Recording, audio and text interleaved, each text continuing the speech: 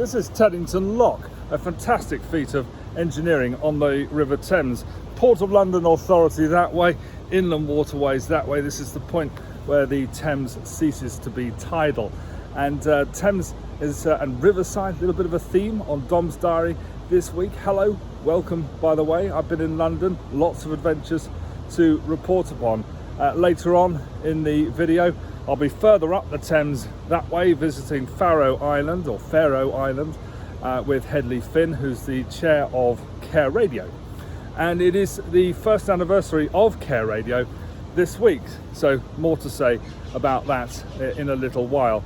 Also this week I was up in the West End and took the opportunity just to film a little bit around Oxford Circus with all the Union flags up, so that's to come.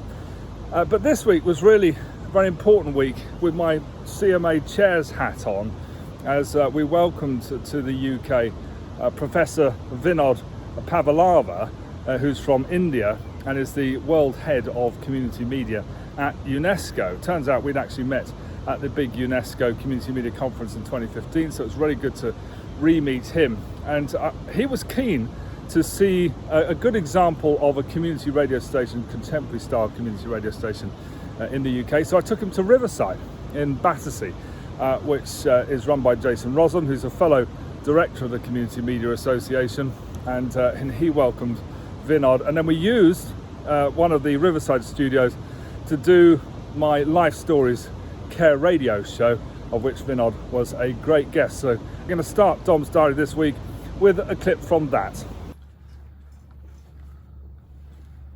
Vinod, welcome to Care Radio.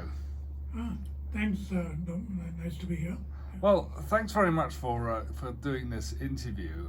I've got to say, we met in 2015 when I was chairing the Community Media Association, the national representative body in the UK, and you're immensely important and very, very senior at UNESCO, and that's where this conference was in Paris. But you've come back into my world, as it were, because you've got in touch, and you're here visiting the UK from India. Yes. Perhaps we could start with telling us what is your role. Here in the UK, or more? Well, your role in general, in and what general. brings you to the UK? Yeah, so I'm a senior professor of communication at University of Hyderabad in southern India. And at the university, I also hold something called the UNESCO Chair on Community Media that was set up by UNESCO in 2011. Then it was still the first of its kind, and it still remains the only one of its kind globally. The purpose of the chair is to promote the cause of community radio globally through research and documentation, policy advocacy, some amount of capacity building, and networking and knowledge sharing among community radios globally. And this work we have been doing now for at least 10 years as part of the chair. Okay. But I have been involved with the community radio movement in India since the late 1990s, early 2000s. And that was the start of a really fascinating conversation. Vinod, rather cleverly, in his music selection, so it's kind of Desert Island Disc style program with chat and then music selections, and then what do those selections tell us about the life and the person that I'm interviewing. You get the idea. I think Roy Plumley came up with it about 60 years ago.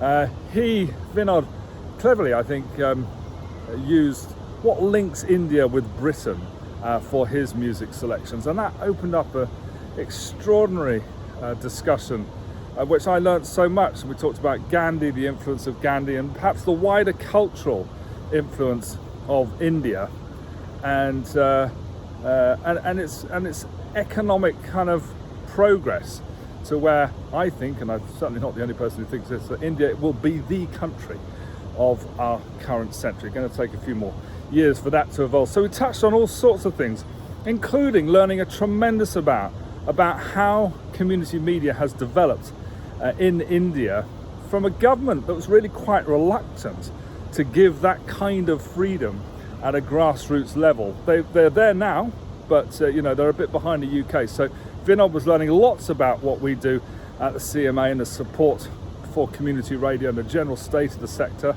as it kind of moves forward into a sort of hybrid with small-scale commercial on DAB. Really exciting developments that he was picking up on. So great connections made there. Do listen to the full Care Radio interview, careradio.org. I'll be releasing it this week, so give it a few days from when this video first goes up, and have a listen, and do let me know what you think of it. Well, now before I head that way up the Thames, I nipped up the West End yesterday for a meeting at the Radio Academy.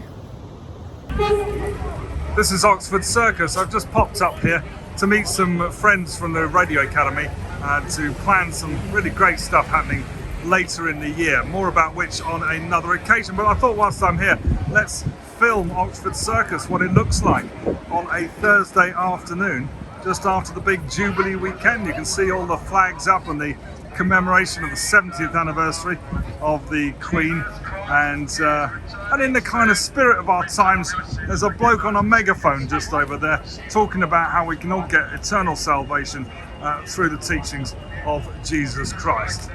Well, that's it for my little short visit up the West End, and now I'm off to Hedley's Island. Well, I wasn't joking, and here I am on a boat crossing to the island, and here is the ferryman himself. Hedley, you are the ferryman, but it's not your island. What's it called? Pharaoh's Island. Pharaoh's Island, and not a car in sight, eh? So this is Hedley's dwelling, and we're going to go inside. We've got a little bit of business to discuss, and then later on we're going out for a celebration. Meanwhile, I need to negotiate how to get off this vessel without getting wet. Well, Hedley, we've safely made it ashore, and we're still, I think, dry. Possibly a certain dampness on the derriere, but here we are, enjoying a nice dinner together. Today is a special day. Tell us about it. It's our first birthday. It's the first birthday of Care Radio. Very special day for us. We've been on air for a year, broadcasting to carers, the NHS, both paid carers and unpaid carers, of which there is a huge constituency in the UK of over 12 million people who fall into that category. So this has come out of the whole pandemic thing, but where do you see it going in year two? I think that what's important about the carers is the fact that there will always be carers. There will always be those of us who are working in the community that have to care for relatives, for friends, formally or informally. And there is nothing that pulls that community, one of the largest in the country, together. And I think that the job of Care Radio is to aggregate, to support, to be there for, to empathise with those carers. As I say, those who are paid if they work in the NHS or in the health and social care sector, or the millions of people who do informal caring for relatives and loved ones on a daily basis. Always because they have to, very often because they want to, but certainly because the need is there. Well, Hedley, I love being part of Care Radio. I have to say, I'm not just saying this because you're here, I think it's very well led. It's a great idea. It's well led. I know you're attracting a lot of volunteer interest. In fact, the whole thing is a volunteer Absolutely. endeavour. The whole thing, as you say, Dom, is a volunteer. No one is paid for any of this, and in many ways that gives us the glue to actually keep the organisation running, because people are doing it because they want to, not because they're paid to. Really doing powerful. it for the love. Yeah, absolutely. Yeah, exactly. I think this is going to go from strength to strength. I'll see you back here in a year's time. In the meantime, that's the date. Happy birthday. Cheers. Thank you, Dom. Nice to see you. Well, huge congratulations to Hedley and the team there. John, of course, John Dash. And I'm very proud to be a modest member of that team. I think Care Radio is going places. I think there's a huge relevancy for it in the current landscape of the radio industry. And as we were discussing there, it is non-profit, it is volunteer orientated, it is something to get involved with.